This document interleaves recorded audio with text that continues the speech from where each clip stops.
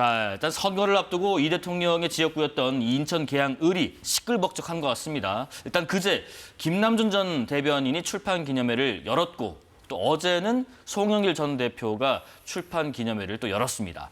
김 전 대변인 행사에는 이 정청래 대표를 비롯해서 이른바 친명계 의원들이 대거 참석했고요. 또 출판 기념회 직후에는 박찬대, 한준호 의원과 비공개 만찬까지 했다고 하네요. 송 전 대표 행사에도 김 전 대변인과 비공개 만찬을 같이 한 박찬대, 한준호 의원이 모두 참석한 상황입니다. 이 의원님, 지금 일단 대통령 최측근이자 정치 신인인 김 전 대변인이 있고 그리고 대통령에게 지역구를 양보한 전직 당대표이자 현 대통령 있다. 정청래 대표 입장에서는 교통정리에 참 고심이 깊지 않을까 싶은데 어떻게 생각하세요? 저도 참 고민스러운. 어떻게 하는 게 좋을까요? 두 분 다 참 훌륭한 분이어가지고요. 아마도 지금 우리 당의 이번 그 공천 기조가 특별한 사정이 없으면은 경선 보장한다라는 원칙을 천명하고 있었기 때문에 이 두 그 출마를 이제 결심하고 있는 두 분이 끝까지 이 개항을 출마를 고수한다라고 하면 수순대로 경선을 할 수밖에 없을 텐데 두 분 중에 또 어떤 분이 또 다른 판단을 어느 시점에서 하게 된다면 경선은 또 없을 수도 있고요. 지금으로서는 좀 예단하기는 어려운데 어쨌든 저희 당으로서는 굉장히 훌륭한 두 분의 어떤 제목이 이렇게 경쟁을 하고 있다는 것 자체가 후보난을 겪고 있는 국민의힘보다는 행복한 고민 아닌가 어쩌면 이런 생각을 합니다. 뒤에서도 잠깐 얘기하겠습니다만 일단 조금 전에 정청래 대표가 전략공천 이번에 안 하겠다라고 얘기를 했단 말이에요. 그러면 이 지역에서는 두 분이 만약에 인천 계양을에 나도 나가겠다라고 고수를 한다면 두 분이 누군가 양보 안 하면 경선을 가게 될 수밖에 없겠네요.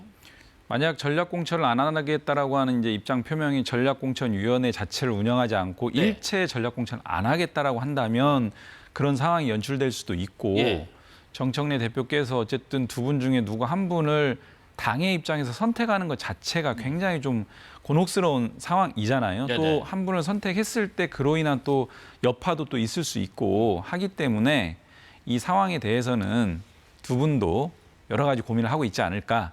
당을 위해서 또 고민을 하고 있지 않을까 이런 생각도 듭니다.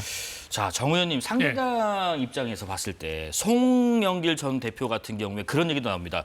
일단 또 체급이 또 있다 보니까 김 전 대변인 정치 신인이고 이 좀 체급에 맞게 험지에 좀 나가는 건 어떻겠는가 하는 얘기도 좀 나와요. 예를 들면 지역의 어느 한 곳이랄지 아예 연고가 없는 송 대표와 인연이 없는 곳이랄지 이런 데 나가는 곳이 어떤가 하는 얘기도 일부 나오는데 만약에 정 의원님이라면 송 전 대표에게 이 지역 정도 어떻게 했는가라고 추천하신다면 어느 지역을 추천하시겠어요? 그 송영길 전 대표가 고생을 많이 했잖아요.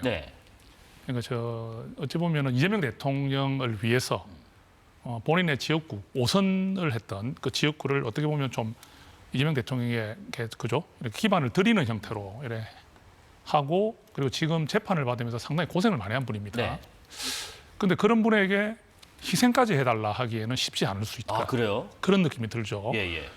본인께서 체급이 높으니까 희생해라. 이렇게 하기에는 이제 그 어려운 정치 현상, 그 난관을 어떻게 해치고 지금 이제 왔는데 그런 요구를 하기가 쉽지는 않을 거다. 그래서 그는 일부의 이야기라고 저는 생각을 하고요. 그렇다고 김 전 대변인 입장에서는 오래된 이재명 대통령과 인연 또 이재명의 입으로 불리는 분인데 그럼 이분에게 다른 곳으로 가는 게 어떻겠느냐 이럴 수 있을까요? 그래서 저는 이렇게 생각합니다. 그 송영길 전 대표 같은 경우는 지금 이제 박찬대 우리 의원께서 지금 인천시장에 단수 공천이 됐기 때문에 인천 연수갑이 빕니다. 실질적으로 그쪽으로 갈 확률이 저는 좀 제법 높다고 보고요. 왜냐하면 이제 박찬대 의원이 지금 이제 인천시장 나감으로 해서 자리가 비니까 아무래도 그 인천이라는 지역 안을 벗어나지는 않는 거니까 그쪽으로 정리가 될 수도 있고.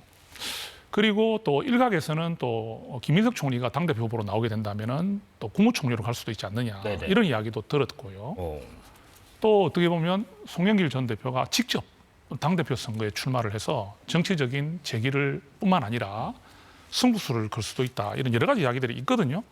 그렇다면은 저는 지금 우리 앵커님 말씀하신 대로 송영길 전 대표가 인천 계양을 해서 다시 받는 것보다는 정치 신인에게 길을 열어주면서 본인의 체급에 맞는 여러 가지 길들 중에 하나를 선택할 가능성은 있지 않겠느냐.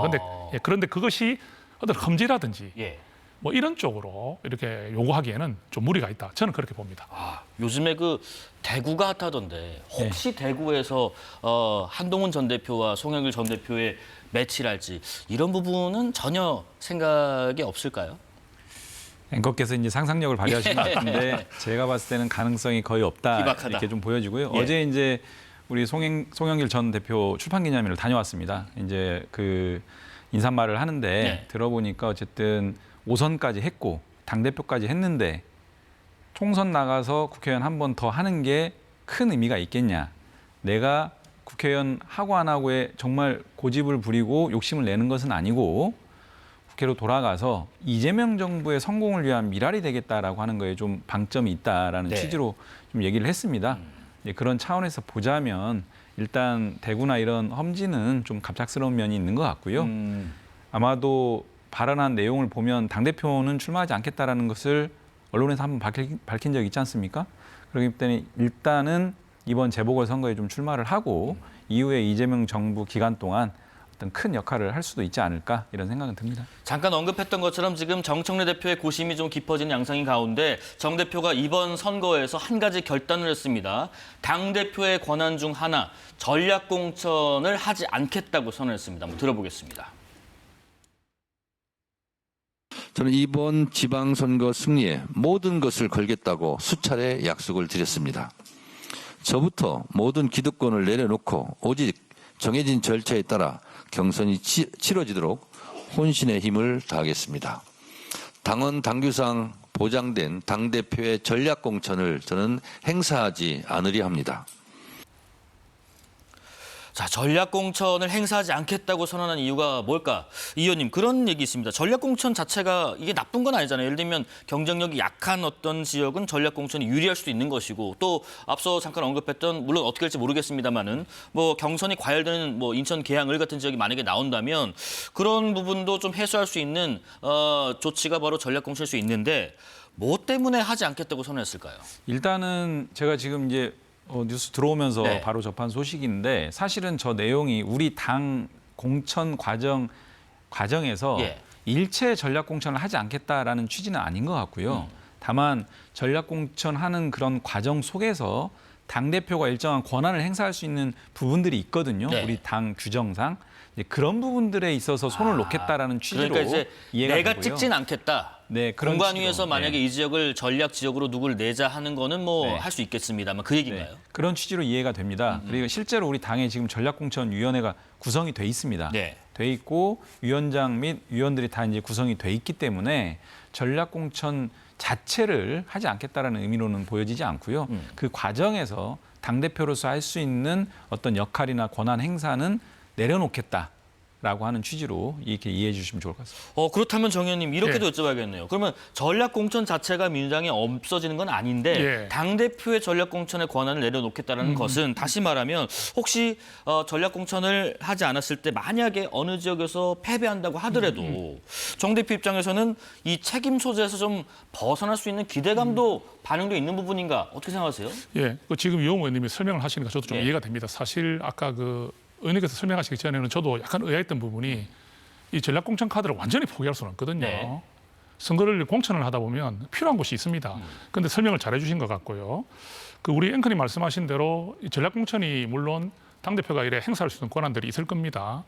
우리가 이제 공천관리위원회가 있고 네. 또 실질적으로 당대표가 나름 결정할 수 있는 권한을 일정 부분을 갖습니다. 그죠?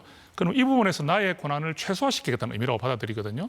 자, 그렇다면은 아까 말씀하신 대로 당대표가 전략공천의 그런 부분을 많이 행사하게 된다면은 그 선거 결과에 좀 안 좋은 결과가 나왔을 때 네. 가져야 되는 부담이 큽니다. 그런데 이게 시스템이라든지 어떤 제도화에 의한 공천을 하는 것을 많이 보장하게 되면 선거가 승리하더라도 본인은 좋은 것이고 조금 선거가 결과가 좀 좋지 않더라도 본인의 책임은 좀 줄어드는 현상이 있기 때문에 지금 정청래 대표가 사실은 한동안 좀 리더십의 위기를 겪었지 않습니까? 네. 이재명 대통령의 관계라든지 여러 가지로 겪었기 때문에 지금 어떻게 보면 리더십을 다시 회복시키고 본인의 이미지를 어떤 당의 어떤 세력이나 이런 것들을 다시 규합해야 되는 입장이기 때문에 그런 부담을 덜 가지는 부분도 생각할 수 있지 않겠나. 그래서 지금 하신 부분은 예. 일리 있는 지적이시다 이렇게 봅니다. 네. 예. 이 의원님 그러면 혹시 이 최근에 말씀하셨던 것처럼 예를 들면 뭐 친청 대 친명 이런 구조들 속에서 있었던 어떤 계파 간의 갈등을 내가 전략 공천하면서까지 더 키우지 않겠다. 뭐 이런 의도도 있을까요? 일단 당대표가 가지고 있는 전략 공천에 대한 권한을 내려놓는다라고 하는 것은 상당한 결단으로 우리가 좀 평가를 해줄 필요가 예. 있습니다. 기존의 전략 공천이 어떻게 보면 당대표 권한을 충분하게 행사함으로 인해서 좀 더 부정적인 측면에서는 자신들의 어떤 세력을 구축하는 하나의 기제로도 작동할 수 있는 측면이 있는데 그런 부분들 다 내려놓겠다라고 하기 때문에 결단으로 평가할 수 있는 지점은 있다라고 보여지고요. 공천 과정에 이런 방식으로 관여하는 것보다는 공천 또는 선거 전반을 당대표로서 총괄 지휘하면서 압승, 전승을 많이 이끌어내겠다라고 하는 게 방점을 찍는 것 같고요. 네네. 정청래 대표가 계속 이번 선거와 관련해서 강조하는 것이 사무 공천입니다. 네 가지 없는 공천, 즉 컷오프 없게 하겠다. 되도록이면 다 경선에 붙이겠다. 경쟁을 해라. 이런 취지고요.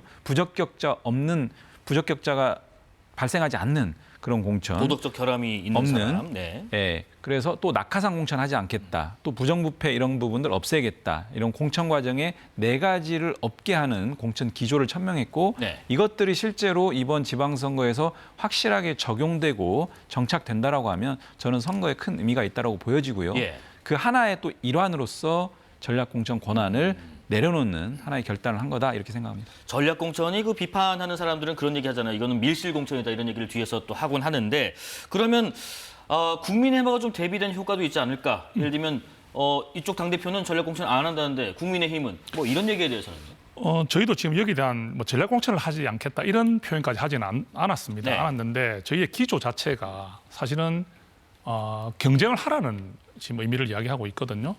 그 이정현 공관위원장도 경쟁을 계속 강조를 하고 있습니다. 특히 현역 단체장들이나 이런 분들 그 기득권이라든지 또는 현역이라는 이유로 계속 한다고 생각하지 마라. 그렇죠. 처절한 경쟁을 해야 될 것이라는 걸 말을 하고 있거든요.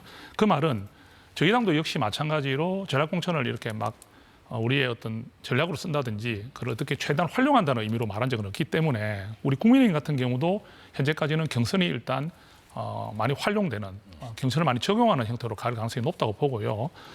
그렇다 하더라도 아까 말씀드린 대로 선거를 하다 보면은 뭐 전략 공천이 필요한 경우도 있고 예. 경선이 필요한 경우도 있는데 이것을 굳이 어떻게 뭐 비율을 어떻게 나누고 하는 인위적인 것보다는 후보자의 상황이라든지 또는 그 지역의 상황 이런 것들을 많이 고려해서 좀 현명하게 판단해야 되지 않겠나 이렇게 생각을 합니다.